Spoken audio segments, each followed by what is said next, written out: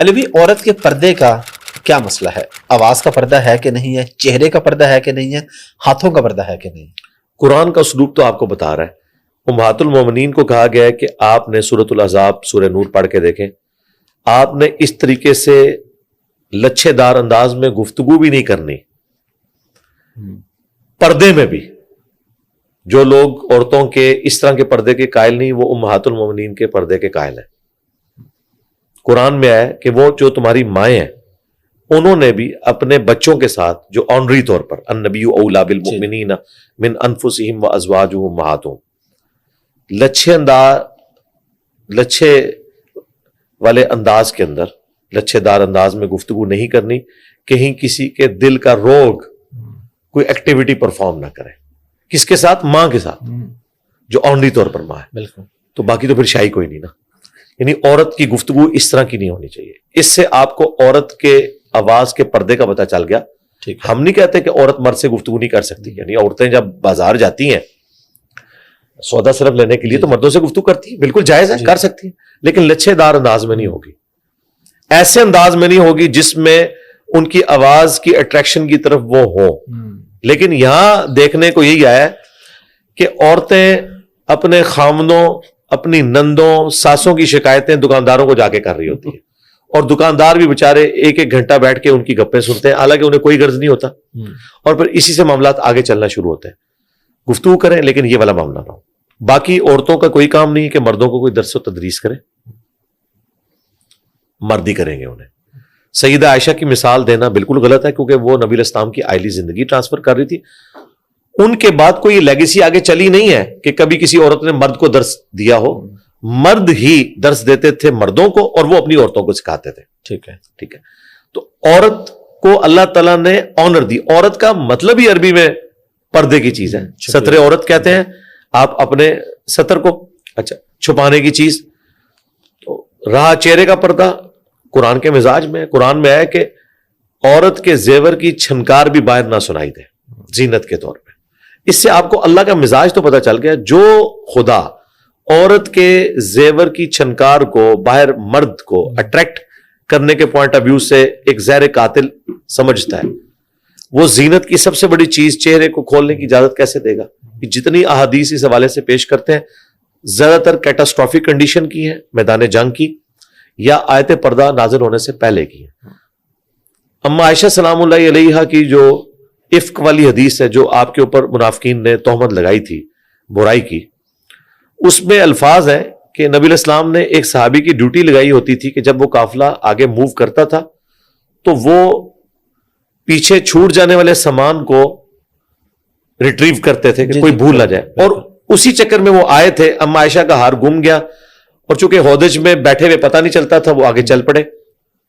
اما عائشہ وہیں پہ بیٹھ گئی اور وہ کہتی ہیں میں نے اپنے اوپر یوں پردہ کر لیا اور مجھے اونگ آ گئی، اسی دوران میرے چہرے سے پردہ ہٹ گیا، اور اس صحابی نے جب وہ سامان کی تلاش میں ہے تو دیکھا میں بیٹھی ہوئی ہوں، تو انہوں نے بلند آواز سے پڑھا انا للہ و انا الیہ راجعون۔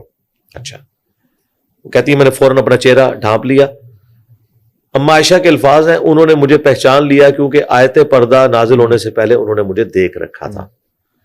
لہٰذا بخاری مسلم کی حدیث یہ بتا رہی ہے کہ اما عائشہ آیت پردہ کے بعد پردہ کرتی تھی، حالانکہ وہ ماں ہے، پوائنٹ ٹو بی نوٹڈ، ماں ہو کر جن کے ساتھ نکاح ہمیشہ کے لیے بین کر دیا ہے۔ قرآن میں سورۃ الاحزاب میں ہے کہ اللہ کے نزدیک بہت بڑا جرم ہے کہ نبی کی وفات کے بعد ان کی بیویوں سے کوئی شادی کی کوشش کرے، یہ امت کی ماں ہے۔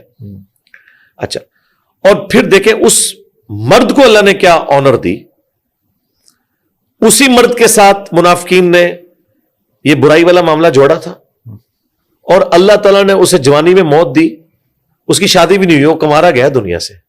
اور اما عائشہ اس چیز کا ذکر کرتی تھی کہ جس مرد کے ساتھ انہوں نے مجھے جوڑنے کی کوشش کی، اللہ نے اسے کسی عورت کے ساتھ بھی نہیں جوڑنے دیا، وہ کنواری حالت میں دنیا سے گیا ہے۔ یہ بخاری مسلم میں موجود ہے۔ تو سیدہ عائشہ کی حدیث واضح بتا رہی ہے۔ پھر قرآن میں باقاعدہ ایک تو سینے پہ اوڑھنی لینے کا، جلباب کا ذکر آیا ہے، گھونگھٹ نما، اسی کی ماڈرن فارم یہ برقع ہے۔ البتہ یہ جو برقع اس سخت نوعیت کا کہ ہاتھوں میں بھی دستانے پہنائے ہوئے، یہ پردہ کو نہیں، یہ غلوف کے درجے میں۔ ٹھیک ہے، یہ عمومی زینت جو قرآن میں ہے نا، جو کھل جائے خود بخود، ٹخنوں سے نیچے یہ ہاتھ، اس کے اوپر تو قرآن نے قدغن نہیں لگائی ہوئی ہے، لیکن جو چیزیں چھپانے والی ہیں وہ عورت نے چھپانی ہے. اور اس میں برقعے کا کالا ہونا ضروری نہیں ہے، وائٹ بھی ہو سکتا ہے، برقع ہونا بھی ضروری نہیں ہے، بڑی چادر بھی ہو سکتی ہے. ایران میں آپ دیکھیں عورتیں بڑی سی چادر لے کے یوں انہوں نے چادریں پکڑی ہوتی ہیں. اب رہا چہرے کا پردہ، ہمیں یہ بات ماننے میں کوئی عار نہیں ہے کہ ہمارے اسلاف میں فقہا میں چہرے کے پردے کے حوالے سے اختلاف تھا. ٹھیک ہے، امام خمینی نے چہرے کے پردے کے جواز کا فتویٰ دیا، اگرچہ اہل تشیع کے ہاں بھی چہرے کے پردے کو پریفریبل کہا گیا، لیکن انہوں نے کہا کہ ہاں چہرہ کھول سکتی ہے، باقی جسم کا پردہ کرے گی. بالوں کا پردہ تو سارے مانتے ہیں، باقی جسم کا، سینے کا ابھار نظر نہ آئے، ظاہر ہے وہ اللہ تعالیٰ نے ایک اٹریکٹفل چیز عورت کے لیے رکھ دی ہے نیچرلی. البتہ میں یہ کہوں گا کہ میں ان فقہا کے ساتھ ہوں جو چہرے کے پردے کو ضروری سمجھتے ہیں. ٹھیک ہے. اور آج کے پرفتن دور کے اندر جو صورتحال ہو چکی ہے اس میں تو پردہ پلس ہونے والی بات ہونی چاہیے. اگرچہ عورتیں بھی مسجد میں اعتکاف کریں، سنت یہی ہے، امہات المومنین بھی بخاری مسلم میں ہے کہ مسجد میں اعتکاف کرتی تھی، لیکن اب یہ جو پرفتن دور ہے جس کے اندر سی سی ٹی وی کیمرے لگے ہوئے ہیں، سیکیورٹی نہیں ہے ہمارے ملکوں میں یورپ امریکہ یا ہرمین کی بات نہیں کر رہا، وہاں تو عورتیں ضرور کریں، وہ علیحدہ پورشن بنا ہوا ہے، لیکن یہاں پہ جو لوگوں کی ویڈیوز بھی لیک ہو جاتی ہیں، عورتیں ہی عورتوں کی ویڈیوز بنا کے لیک کر دیتی ہیں. عورتوں نے اگر جمعے کی نماز کے لیے بھی مسجد میں جانا ہے وہ پردے کا اہتمام کریں، عورتوں کے سامنے بھی نہ کھلے. یہ ڈاکٹر فرحت ہاشمی وہ عورتوں کے سامنے بھی اپنا نقاب نہیں کھولتی جی، الا ماشاء اللہ. عورتیں بھی جو ان کے درس میں بیٹھتی ہیں نا جی وہ نقاب کی حالت میں ہی رہتی ہیں. ظاہر ہے کہ اتنا پرفتن دور ہے، لوگ ویڈیوز کے ذریعے کچھ بھی کر سکتے ہیں. بہرحال جو اس طرح کے ڈومیننٹ ہیں ان کو تو زیادہ احتیاط کی ضرورت ہے.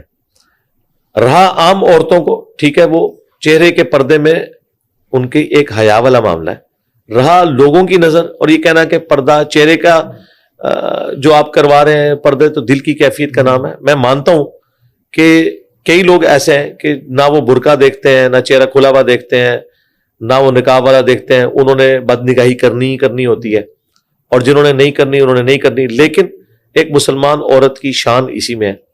میں آپ کو بتاؤں کچھ عرصہ پہلے، بلکہ اب تو کئی سال ہو چکے ہیں، CNN کے اوپر ایک ڈیبیٹ چل رہی تھی پردے کی. ایک عرب عورت بیٹھی ہوئی تھی بال کھولے ہوئے، دوسری طرف ایک فرینچ میکینیکل انجینئر، میری بھی انجینئرنگ میکینیکل میں، اس نے پورا حجاب کیا ہوا تھا، بلیک کلر کا نقاب سب کچھ. وہ پردے کے حق میں دلائل دے رہی تھی، اور وہ عورت تھی جو نیو مسلم تھی، فرینچ، اور یہ نسل مسلمان ہے، جو کچھ بھی ہیں تیرے محبوب کی امت سے. یہ بال کھول کے تو کہہ رہی تھی کہ اسلام میں چہرے کا پردہ کوئی نہیں ہے. نان مسلم اگر تحقیق کر کے اسلام میں آیا ہے تو اسے پتہ ہے کیا ہے. پتہ ہے. یوسف ایسٹس نے بڑی اچھی بات کی تھی کہ ایک نان مسلم کرسچن خاتون تھی، انہوں نے اسلام سٹڈی کیا اور انہوں نے کہا کہ یوسف میں اسلام قبول کرنا چاہتی ہوں، لیکن یہ جو پردے والا معاملہ ہے یہ میں نہیں کر سکتی. تو وہ کہتے ہیں کہ میں نے اسے کہا کہ تم اسلام قبول کر لو، انشاءاللہ بعد میں اللہ نے توفیق دی تو کر لینا. تو اس نے آگے سے کہا کہ میں نے قرآن سٹڈی کیا ہے، میں نے احادیث پڑھی ہیں، کیا میں اللہ کا یہ والا حکم اپنی مرضی سے چھوڑ کر مسلمان رہ جاؤں گی کہ اپنے مرضی کے حکم کو میں مان رہی ہوں؟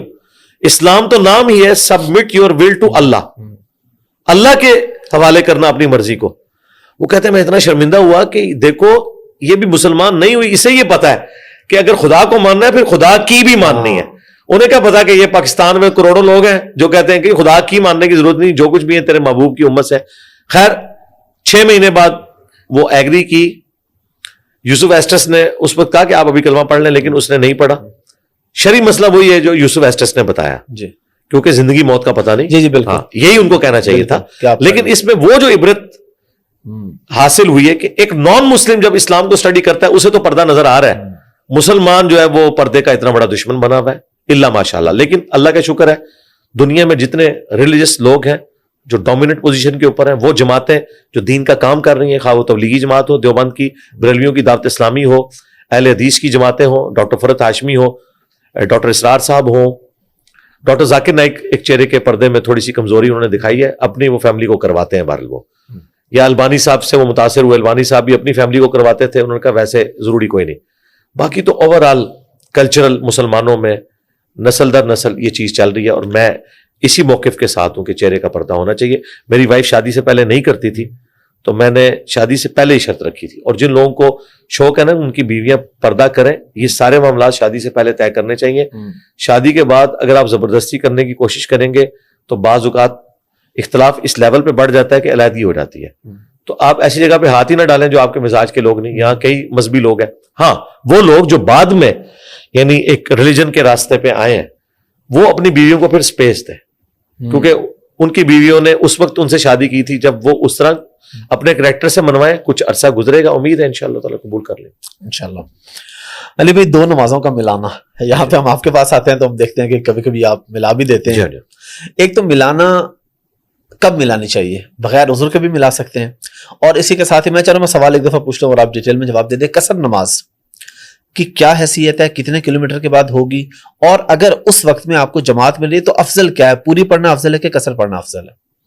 دیکھیں یہ دو الگ سوال ہے. میرا خیال ہے ہم پہلے پورشن کو پہلے ایڈریس کرتے ہیں. قصر کو آپ الگ کریں. ٹھیک ہے. جو نمازوں کو جمع کرنا، ٹھیک ہے. اس حوالے سے جو جامعہ ترمذی کی اور حاکم کی ایک روایت پیش کرتے ہیں کہ جس نے نمازوں کو جمع کر لیا یا وقت گزار دیا تو وہ جہنم کے کنارے پہ آ گئے. یہ تو جعلی روایت ہے. جو صحیح روایتیں ہیں وہ تو امام ترمذی نے خود بھی اس کے اوپر جرح کی ہوئی ہے، یہ اکثر لوگ پیش کر رہے ہوتے ہیں. جو صحیح روایتیں ہیں وہ تو مسلم شریف میں ہیں. اوپر تلے 10 احادیث ہیں، 1628 سے 1637 انٹرنیشنل نمبر کے مطابق، 1628 سے 1637 تک. اور اس کے اوپر باقاعدہ باب باندھا گیا امام نووی کی طرف سے، کیونکہ باب انہوں نے بعد میں باندھے تھے، کہ سفر اور حضر دونوں میں نمازوں کو جمع کرنا. اس میں ابن عباس فرماتے ہیں کہ نبی علیہ السلام نے بغیر خوف کے